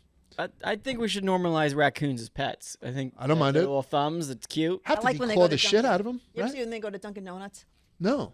There's like a there's I can't believe you don't follow that. That's so in your wheelhouse. They go up to the drive-through and they know what time to go. Like when the place is closing and they get rid of the old stale ones. Oh, really? And they all wait and they get past a donut and then they go into then they leave. I mean, yeah, they can be mean, but they're they're docile. Ours Yeah. are nice. If Ours it wasn't usually for the sleep thing that they can do, that would probably eliminate a lot of the problems with them. But they're pretty smelly. Yeah, I think they do have a muskiness to them, they should right? be outdoor Like the animals. capybara. She's crazy about capybara. Capybaras have this like. Oh, are they worse? We went down to Florida and I got her like this little private capybara type thing, Love and Cool. They're awesome. they have like Not some all sort of of them. gland. Just The males. some of the men, not all the men. No, they have this is a scent gland right in between their fucking Yeah. ears, and like they're very cool to touch and all that shit. an oil. You go by that, and all of a sudden you smell like you were just wrestling a ferret. Gross. Yeah. So they have that natural Just the men. scent But if gland you up there. tickle them on their feet, their hair stands up and they go into a trance. Yeah. They can't move. They're awesome. Yeah, they go. Yeah. Okay. They're And fascinating. I'll tell you, you guys are too young to know this, but there was a big point in my history where people kept ferrets as pets.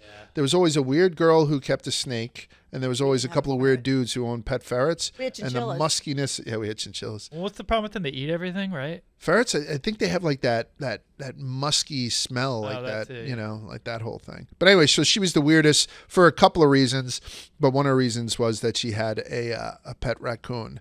And there is something that I didn't know. You didn't have to be married to the president to be the first lady. President James Buchanan was the only bachelor, and his niece, Harriet Lane, served as his first lady, because first ladies' responsibilities, particularly back then, was more as just being a White House hostess. Well, Thomas know? Jefferson's daughter did it for him. Yeah, Thomas Jefferson's wife died long before his presidency began. His daughter Martha, his daughter's name was Martha too. Martha Jefferson Randolph took on the role that would have been his wife's. Although it seems like you're definitely trying to avoid the bottoms of these lists. Like whatever you're doing in your first ladyship, just Yes, raccoons. you just want to get away. Yeah, you just want to get away. Yeah, right. Yeah. God forbid that you had some sort of Just do mental less. illness. They didn't give a fuck. Yeah. But you know who's seen consistently as the best first lady of all time? And she's the only other presidential wag I'll talk about today. I think it's pretty clear. It's Eleanor Roosevelt, right? Right. Oh, yeah. Would that be like the answer? I don't know who else it would be. Like as far as the best first lady of all time, number one with a bullet too. I was surprised Nancy Reagan was ranked so low because they would talk about her war on goat. drugs, Yeah. like She's the throat the goat. throat goat. Yeah. Yeah. People were shitting all over Nancy Reagan. Oh yeah. I only watched. I only read through some of it. But Eleanor Roosevelt was the Hitler of this poll. Like she's always the number one Yeah. first lady. I guess Jackie O, but for different. Jackie O that's Yeah. great. Jackie O is always up there too, and a lot of it is sympathy type stuff. I don't know how or much even just Jackie O. what she did with the fashion in the White House stuff. which Right. became Right. more of like a thing. Right, but Eleanor Roosevelt was like Yeah. a civil rights, and well, we'll get into it. I'll give you I her do whole think resume. That a lot of it has to go with how you treated the press and how you treated other people. Because if you treat them kindly, they're gonna remember you kindly. And I think back then, like now, it's all videos. Like everything is documented, right? Like Yeah. Yeah, in the It last doesn't- 40 years, you could probably say Michelle Obama. Right. I guess Bush was the other normal one, I Yeah. right? I don't Yeah. know if those are all just recency Oh, she killed bias, or it's like, someone. we had I took that lived out. through their presidency. Like you know? I took out anybody from the last 40 Yeah. years, Yeah. just because I think that there is that. Like I don't know, Laura Bush. Pat That's what I think her Nixon. name, Laura Bush. That was her name. Yeah, it's one of those things. But either way, even if you bring back in But Laura people Bush like killed someone, didn't she, in a DWI? yeah, but even if you bring back in Laura Bush, so. if you bring don't- back in Michelle, if you bring back Don't in quote Jill, me. if you I bring think back so. in Melania, if you bring back in any of Nancy Reagan, any of them, Barbara Bush, none of them hold a candle to Eleanor Roosevelt. Right. Just the way it is. And part of it is, she was first lady for a long time, right? Because her husband held the office for the longest. So she's the longest serving first lady. Her husband, Franklin Yeah, Delano she ran- Roosevelt, sorry. She ran a stop sign, John, and she killed somebody. like Ferris Bueller, yeah. She's the longest serving first lady. Her husband, Franklin Delano Roosevelt, had 4 terms as president from 1933 to 1945, and she saw the nation through a world war and an economic depression. She was the niece of Teddy Roosevelt, which I always love saying that little fact, and and married her 5th cousin, Franklin Delano Roosevelt. So it was one of those things. Teddy Roosevelt gave her away at the wedding. because her dad, I believe, was dead. In 1905, He was again, a stud.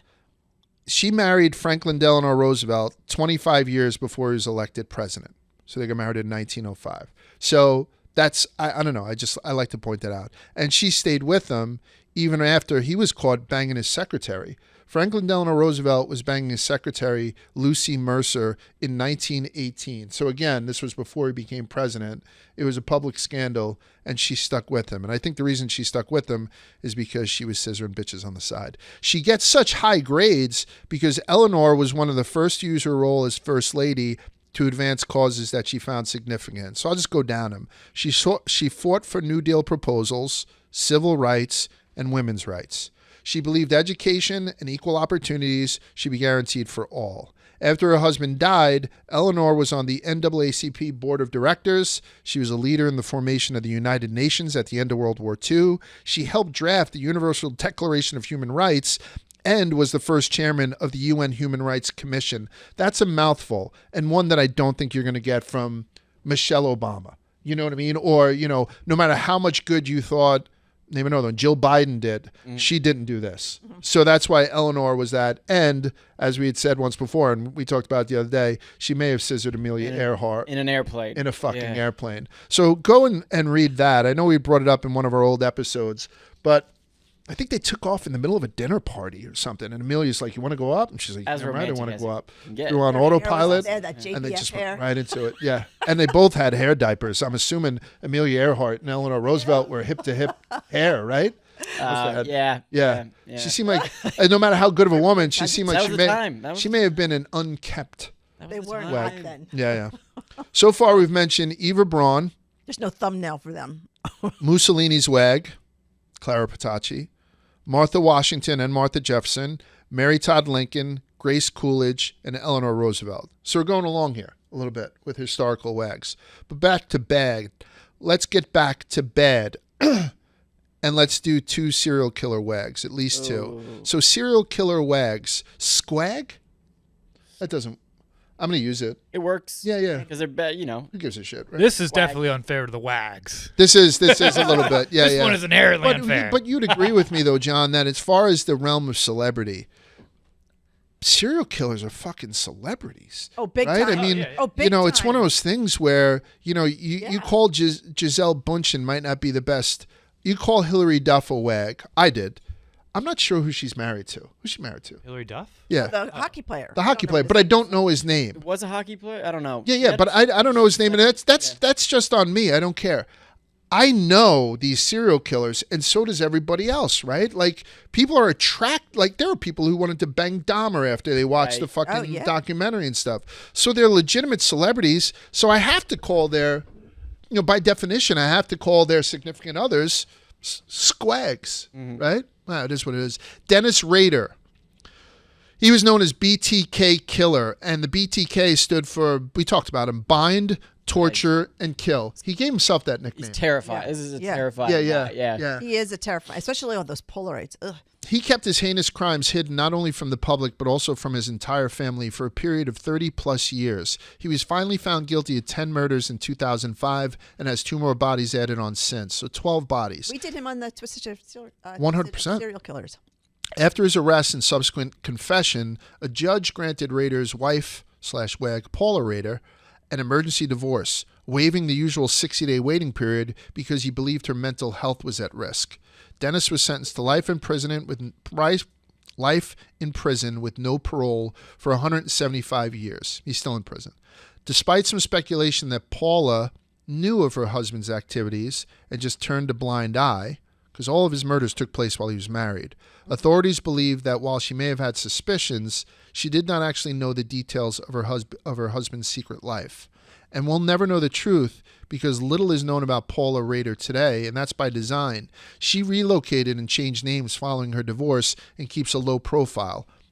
Not much to report from the squag, but the reason I put her in there nonetheless, Rader's daughter, Kerry Rawson, his wife and daughter, she's a wad, occasionally grants interviews to reporters, but she never mentions her mother's current whereabouts. In 2019, the daughter, Kerry Rawson, published her book, A Serial Killer's Daughter, my story of faith, love, and overcoming. And in an interview with ABC News, Kerry, again the daughter, stated that she writes to her father and has now forgiven him. She still struggles to reconcile her normal childhood with the knowledge that the BTK killer actually raised her. And then in 2023, she actually visited him in prison and reported that he was rotting away and very unhappy, and that he's lost like 7 inches and he's in a wheelchair. Good. That's too kind for him. Good. I kind hope he for him. loses another fucking 7 inches. Yeah, I hope he's the same size as Mary Todd Lincoln by the end of this. Yeah. Right? To add insult to injury, at the 2024 Crime Con in Nashville, Tennessee, Kerry presented excerpts from her father's journal that revealed that he had sexually abused her when she was a child, but she just didn't remember it. So this guy, Dennis Rader, BTK, a legendary scumbag serial killer, killed 13 people, was like a Son of Sam type guy sending in letters and whatnot. I think that's how he got caught. One of his letters, they were able to go and see what was originally on the disc, and it led back to the church that he worked for or something. Like, it was real sleuthing back then for that. Might have been a floppy disk now I'm thinking about it. So it's one of those things where huge scumbag. His wife got the fuck out of Dodge. His daughter didn't. Does she do that because she doesn't want anyone finding out just how much she knew? Do you know what I mean? I think sometimes it's also self-preservation. Like, how the fuck did I not know? How would you? Losing her mind. You don't know if she's in a mental home somewhere. We don't have a regular relationship. I know that, but you would know. I think you'd know if I killed 12 women. Yeah, but that's our relationship. You know how many people don't know that what goes on in somebody else's life? We have friends where the wives do not know anything about the husbands. Yeah, no, and we're I see like, how, really? Why is she still with you? We don't? Let me give you the second one, because we talked about the founding fathers, and we said Thomas Jefferson and George Washington are peas and carrots, right? Like they usually go together. I will tell you that normally when I talk about the BTK killer, almost immediately after that, somebody then talks about the Green River killer, Gary Ridgway. Lucky for us. The guy that Bundy helped I don't find? know. Yes. I think when he was in prison, they like Yes, he we did. need your mind. Right. And I think didn't they make the show, whatever it is, Mindhunter about him? Yeah. They act. That's exactly what he did. He gave them he gave them the profile. Yeah. He also had a wag. So I'm going to talk about her. Right? Yeah, I might as well. Gary Ridgway, serial killer who was convicted of murdering 49 women between 1982 and 1998. 49 women now we're talking about. That we know about. At the time of his arrest in 2001, he was believed to be the most prolific serial killer in United States history, according to confirmed numbers. Most of Ridgway's victims were alleged sex workers, including underage runaways. Before his capture, media outlets nicknamed him the Green River Killer due to his first 5 victims being found at the Green River in Washington state. He strangled his victims, usually by hand, but sometimes using a garrote, which is like, piano wire. That thing. After strangling them, he would dump their bodies in forested and overgrown areas, often returning to those bodies to engage in acts of necrophilia. So on top of murdering 49 women by strangulation, which is a very intimate way to kill somebody, I would assume, I don't know yet. And then you go back and you visit the body and you bang the dead body. Put a pin in that. Not a good guy, right? So he was strangling hookers and having sex with their dead bodies. Who was his wag?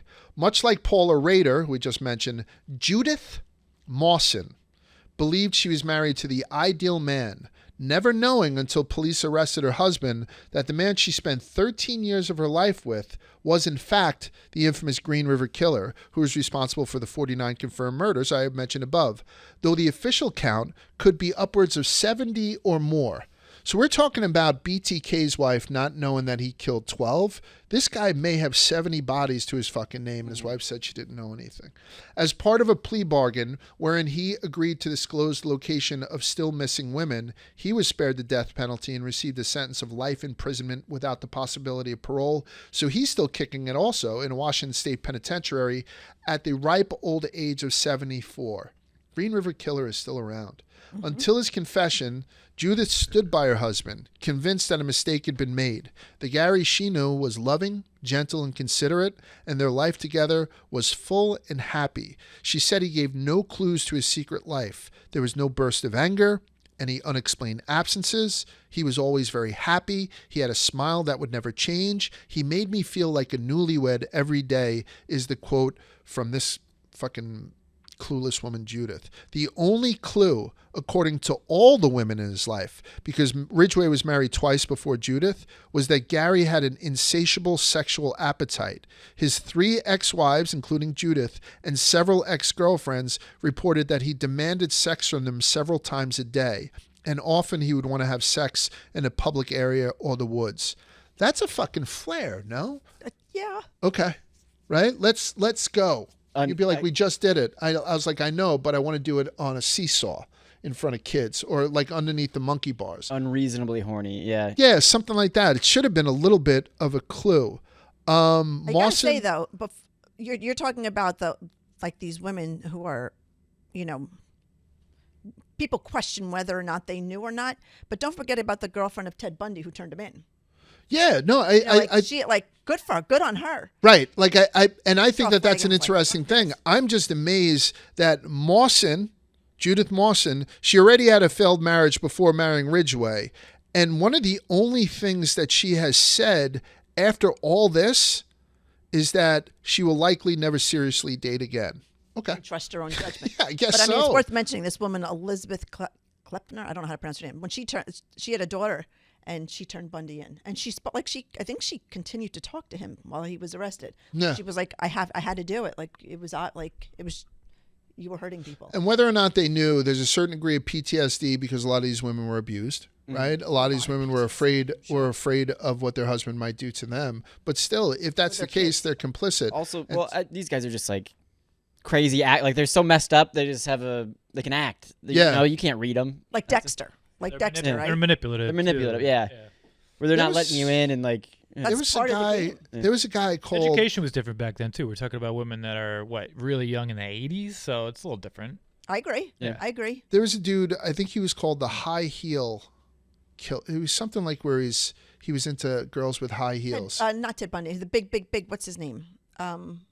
Didn't he love women in heels? It was an episode on Mindhunter. I don't know. The High Heel Killer. Can you Google that? Yeah. And so this dude was one of those guys who had the Dexter-like things set up in his garage where he'd be killing women. Jerry Brudos? Yeah. Does he have glasses? Kind of a big guy? He's a big guy. He's not wearing glasses. Jerry Brudos. Picture, yeah. Was he called like the High Heel? I think something? Like he was doing all this stuff in his garage, and he told his wife to never come into the garage when he was working. Ed Kemperish. What and are you talking about? Like so much so he installed an intercom, so she would never come out there. She would beep, "Hey, it's time for dinner," and then he'd put the machete away, take off the fucking bloody apron, and then go in and have meatloaf. Yeah. It's just a weird thing as a married guy to think that happens. Yeah. I've been married 26 years. I can't get away with renting a porn. Right. You know what I mean? Like or something like that. Different times back in the day. Like different. You had guys that would live in Indianapolis and then they'd like go to work in Chicago and they'd have a whole second family. Like so they were splitting time between two families and they never knew about each other until the guy I was gonna died. Tag off of that where like gaslighting was probably a lot easier to do back then. Was it, John? Well, was it easier? I don't know, but I'm saying like that was gaslighting. Is it that hard now? Just like, I feel like women have obviously like fought back against that a little bit. It's just been like, they've kind of created that term. And back then, it was just like, I'm honey, don't come in here. I'm eating peanut butter Reese's. Yeah, exactly. I'm just being a guy. Yeah, like I don't know what digital footprint now. What like would now I be a woman doing? would be like, yeah, open the fucking door.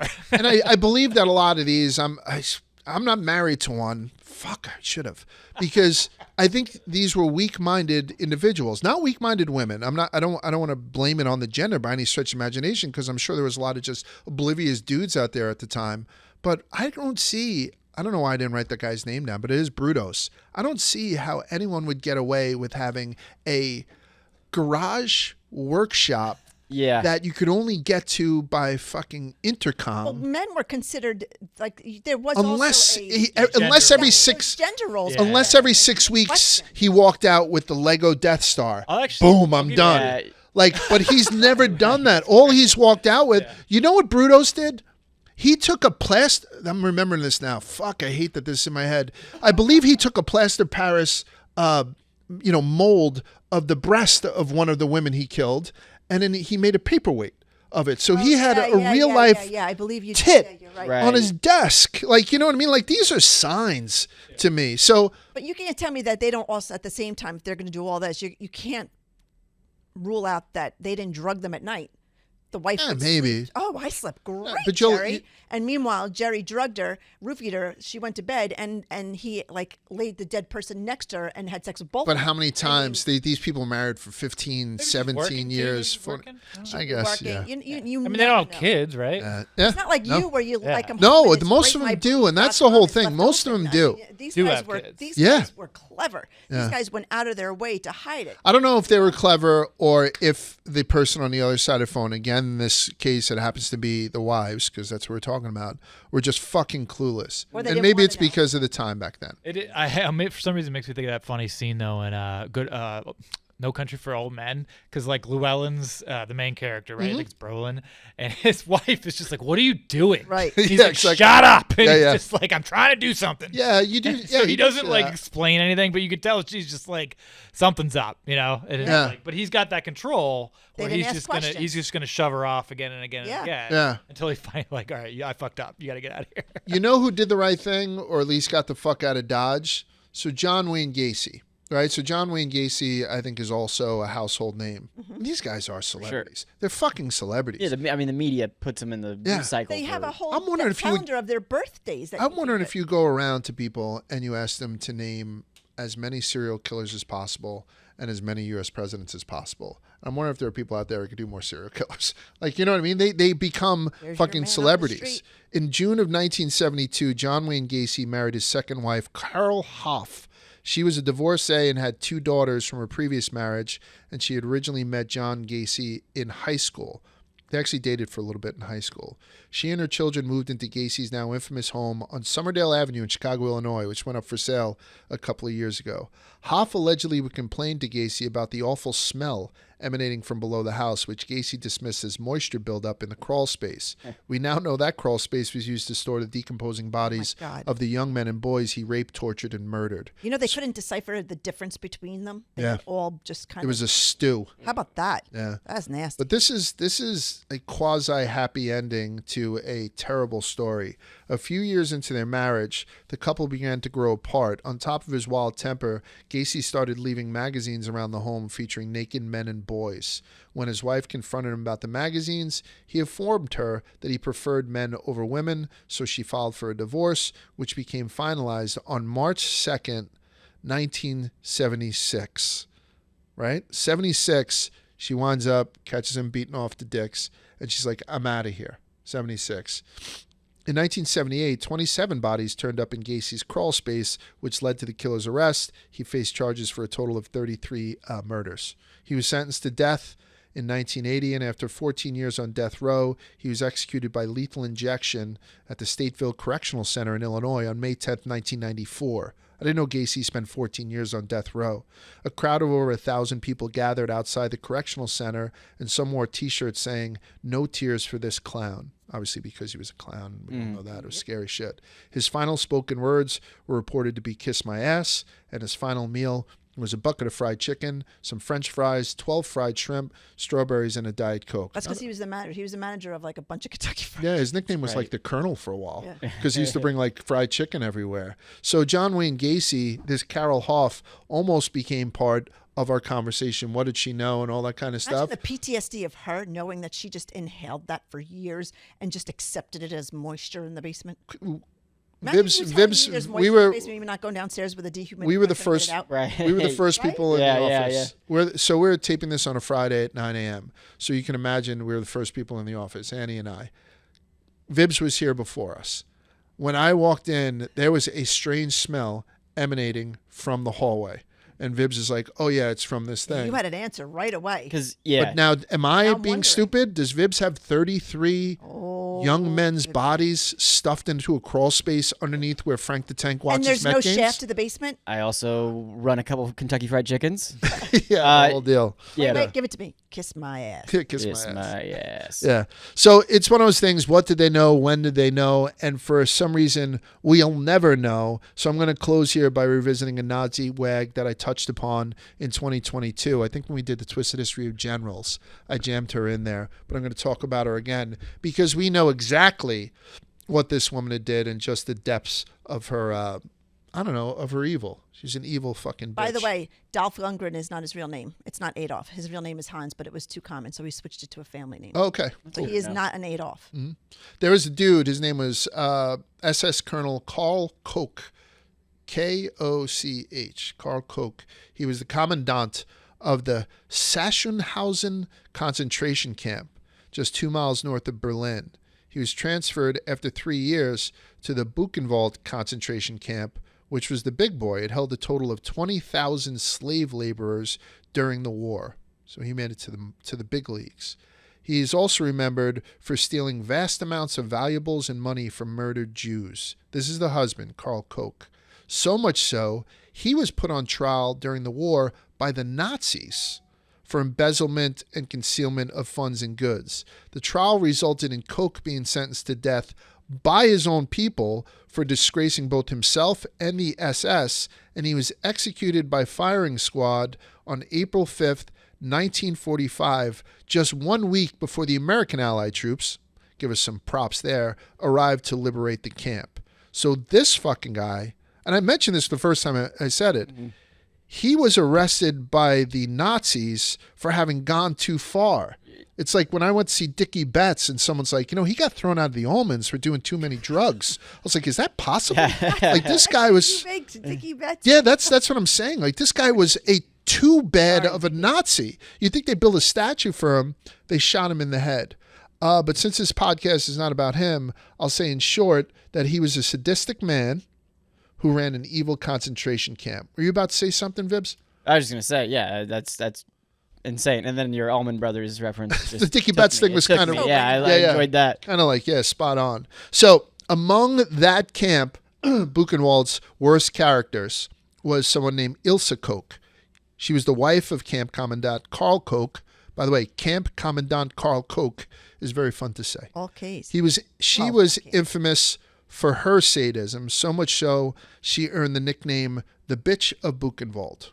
She was a former librarian who married Koch in 1936, and she married him only after she provided evidence of her Aryan ancestry, of course, right? You can't have that. Ilse was a large woman with red hair. She was given free rein in the camp, whipping prisoners with her riding crop as she rode by on her horse. I think she did something where she made these prisoners build her a riding compound, and like dozens of people died in the construction of it. She was an equestrian as much as being a sadist. She forced prisoners to have sex with her, and most horrifying, she collected lampshades, book covers, and gloves made from the skin of tattooed camp prisoners. I'll get a little granular on that. A German inmate gave the following testimony during the Nuremberg trials. All prisoners with any tattooing on them were to report to the dispensary. After the prisoners were examined by Ilse, the bitch of Buchenwald, the ones with the best and most artistic specimens were killed by injections.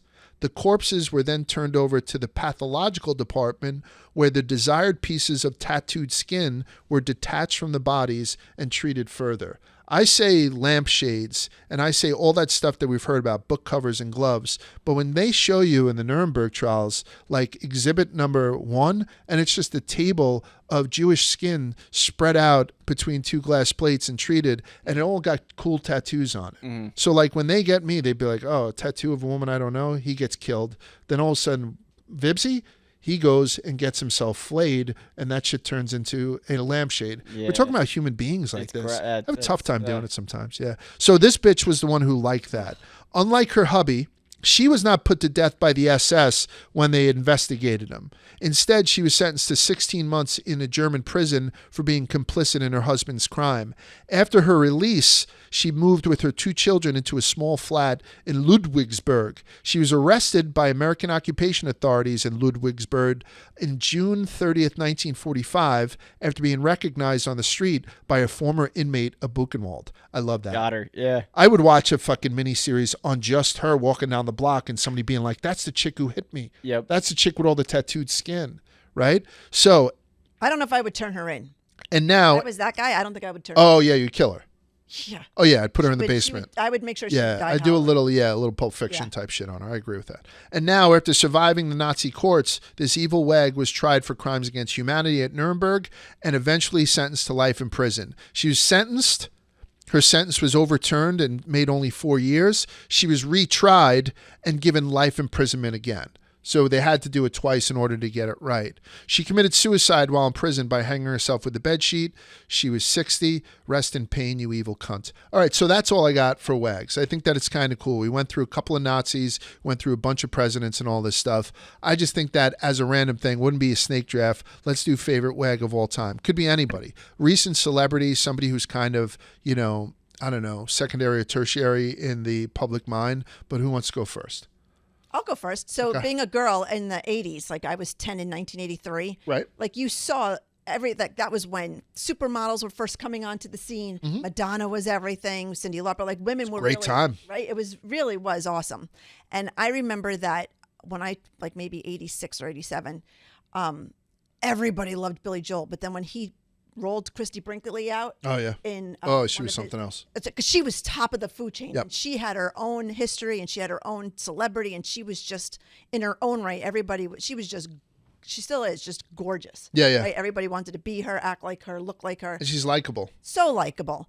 And then she rolls out with Billy Joel, who she was like, Looks like a little fat goat. like Like a little Long Island goat. Yeah. Yeah.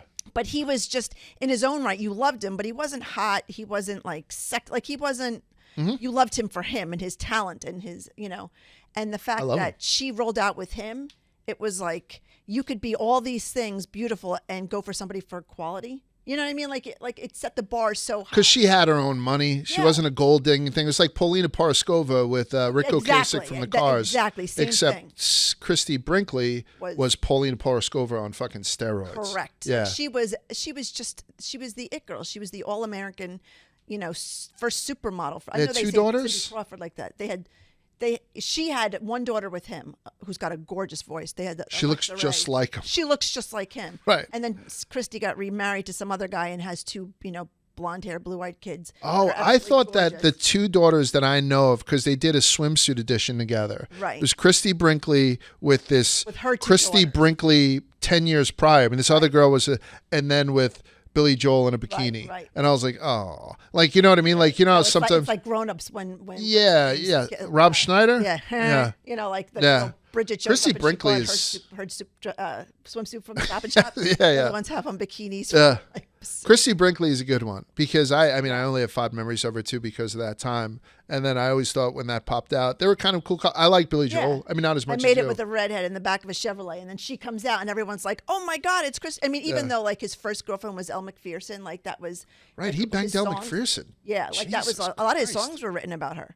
Well, Uptown Girl was about Christy, wasn't it? I think so. I don't know if that was specific, but then but nobody knew about Elle McPherson. Like everybody, did. like they knew who she was, but she wasn't. Everybody didn't know who she was. Right. Everybody knew who Christy Brinkley was. So like that for a girl was like, oh my God, like I love it. Second you said Uptown Girl, I could see the wheels turning in Large's head, the song going, and he's just like singing it, enjoying it. I was like, yeah. 90s Joel, baby. Just enjoy. Yeah, Right? River of Dreams. No, I love it. I love Christy Brinkley. Who's going next? I'll John? go next. Oh, go ahead. Mine's lame. It's pretty easy. It's Giselle Bundchen. Just Yeah, 'cause is that your favorite? Tom a Brady's great one. the greatest of all time to play football, and his wife just dwarfs him completely. Like, Yeah. everyone's like, "Oh, Tom Brady's so rich," and his wife makes 10 times more money than he does. Crazy, Yeah. right? Or ex-wife now. Yeah. Yeah. I mean, And then she was like banging a jujitsu Yeah, like right, thing or yeah. whatever. Yeah. But that gave us like the roast of Tom Brady, Wait, did which she is awesome. cheat on I him? enjoyed it. Yes. think she cheated on him with her jiu-jitsu coach. Allegedly. But so it was all over the roast. Yeah, they made it better. I don't know if she cheated on him cheat or on if she's him. dating him or like after they left. Yeah, it was after. Right. Yeah. Remember, Let's start that rumor, by the way. It was like a short amount of time where that happened. It was like things aren't going. But for some reason, it was like a huge topic during the roast. You know what I mean? It was all about, her banging the jiu-jitsu teacher. But I don't know if it's she not was like, I mean, and it's not like he was any great shakes. He was banging Giselle while his white girlfriend was pregnant, right? Like, you're talking about before, which they what's got her name? over. Yeah. Moynihan, Bridget Bridget Moynihan, right? Like, I Moynihan, mean, yeah. I kind of remember him being. And then she named the kid Jet, right? I think his son. I don't know. She named her son Jet. Tom Brady's son is, I think, his name Jet, which I think was a little bit of a dig. His initials, like New York maybe? Jets as opposed to naming the kid Patriot. I have no fucking clue. Oh, his first name is Jet. Yeah. Oh, I thought you meant. I think Giselle is a great one too. Both that I have both fond memories about. For my lifetime, she's the biggest one. She made a ton of fucking dough too. Yeah. Like I always think of Cindy Crawford when I think about supermodels. She was she's synonymous because she's like one of the first big ones. Revlon ones, right? Yeah. But Giselle was, when I had seen like some of the numbers thrown around, how much money Giselle had made, it was staggering. You know what I mean? It's She fucking turned staggering. Victoria's Secret around. Yeah. Right? Like, I mean, probably. they were I just guess, kind of yeah. status quo, and then with their angels, runway stuff. But she came out and she like. She's a ramped weird up. belly button.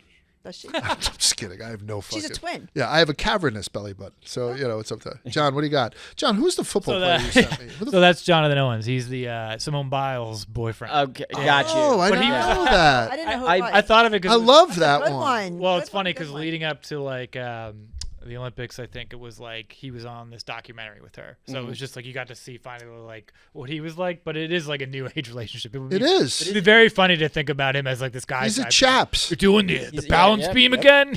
He's on the Bears now though, right? Yeah, he's That's not why I didn't I was like, I never. definitely I didn't know he played for less the Texans. heralded by far. Did she He's win definitely- anything, or did she not? Greatest- She didn't do it, right? Like She's she the greatest gymnast of all time. Yeah. Yeah. is she? Oh yeah. I think so, yeah. I don't know enough about She it. got some shit because like she took some time off or something Yeah, like she that, had, right? what She is was it, having spin? No, she had in China. Did she get vertigo? She didn't have her ADHD medicine because you can't take it to China, so she got what they call like the spins where you. Yeah, Ah. I kind of think it's like the yips. But then she a little came bit. back this year and was fine. Yeah, just won a for bunch her. of And I mean, fucking medals. uh, I think she just won the Sportsman of the Year at Yeah. the ESPYs and stuff like that. Yeah, it's crazy. So she totally outweighs him. I love the fact you picked a guy. I thought it was. It's funny, good that right? it's good that we threw that in, right? And that's just because it's this again. If this is the first time you listen to Twisted History, this is going to seem like a real sexist type thing. I don't care, but just know that we spend a lot of time talking about studly women. Tran is my favorite. There was that chick who was like on the back of an elephant. She had such long breasts. She used 8 to of them. throw them behind. She had multiple. Yeah. Behind her head.